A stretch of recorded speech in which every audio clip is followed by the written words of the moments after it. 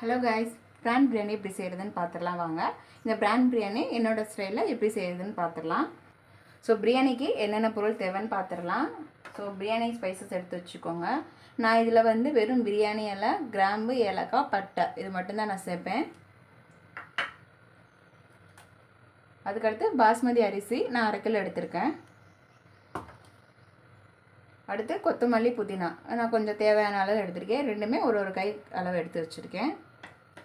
தயிர் கொஞ்சம் தேவையான அளவு எடுத்து வச்சுருக்கேன். ஸோ அதுக்கடுத்து பெரிய வெங்காயம் 3 பெரிய வெங்காயம் நீள்வாக்கில் கட் பண்ணது, தக்காளி 2 நீள்வாக்கில் கட் பண்ணது, பச்சை மிளகா, அப்புறம் ஸ்ப்ரிங் ஆனியன் எடுத்து வச்சுருக்கேன். ஸோ நல்லா ஒரு 1/2 லெமன் எடுத்து வச்சுருக்கேன். கரம் மசாலா தூள், தனி மிளகாய் தூள் எடுத்து வச்சுருக்கேன். நான் பிரானை வந்து ஆல்ரெடி கரம் மசாலா தூள், தனி மிளகாய் தூள், உப்பு இதெல்லாம் போட்டு நல்லா ஒரு 20 நிமிஷம் ஊற வச்சுருக்கேன். ஊற வச்சு நம்ம பண்ணும்போது பிரியாணியோட டேஸ்ட்டு ரொம்ப நல்லாயிருக்கும். வாங்க பிரியாணி எப்படி செய்கிறதுன்னு பார்த்தலாம். இது ஃபுல் அண்ட் ஃபுல் என்னோடய மெத்தட். ரொம்ப கை வச்சுக்கோ.